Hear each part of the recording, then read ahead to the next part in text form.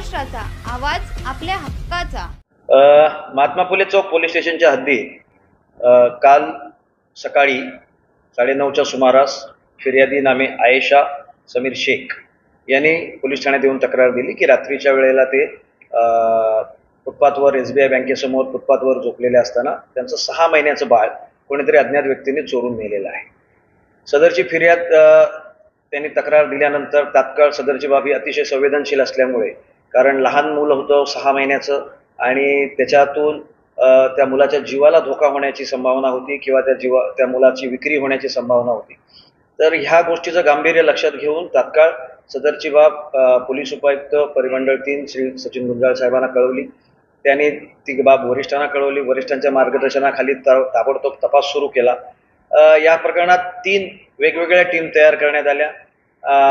आरोपींचा CCTV footage check करण्यात आले। CCTV फुटेजच्या आधारे आणि तांत्रिक तपासाच्या आधारे CDR आणि इतर गोष्टींच्या आधारे यातील 2 आरोपी अटक करण्यात पोलिसांना काल रात्री 12 तासात अटक करण्यात यश आलेलं आहे। याच्यामधील जे अपहरण झालेलं बाळ आहे 6 महिन्याचं, तर ते बाळ देखील सुखरूप सुटका त्याची करण्यात आलेली आहे आणि त्याच्या आईच्या ताब्यात सुखरूपपणे देण्यात आलेला आहे।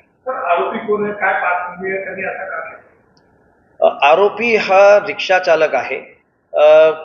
अद्यापपर्यंत त्याला अटक केलेली आहे। अद्यापपर्यंत त्याने आपल्याला त्या संदर्भात माहिती सांगितलेली नाही आहे की त्यांनी कशासाठी सदरच्या बाळाचं अपहरण केलेलं आहे। मात्र यामागे नक्कीच काहीतरी कुहेतू असण्याची शक्यता आहे, कारण त्याला स्वतःला 4 मुलं आहेत आणि त्यानंतर सुद्धा त्यांनी हे बाळाचं अपहरण केलंय।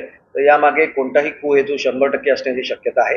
त्या दृष्टीने आरोपीकडे चौकशी आम्ही करीत आहोत। विकण्याची शक्यता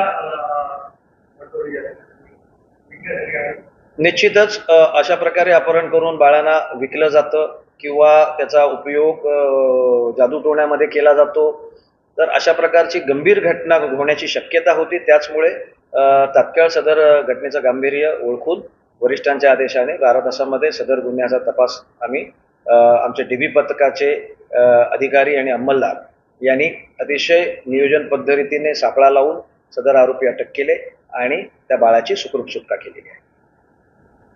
तुमच्या परिसरातील काही घडामोडी किंवा समस्या असतील तर आमच्या वृत्तवाहिनीला संपर्क करा आणि तसेच सतत अपडेट राहण्यासाठी आमच्या वृत्तवाहिनीला सबस्क्राईब करा आणि बेल आयकॉन दाबायला विसरू नका।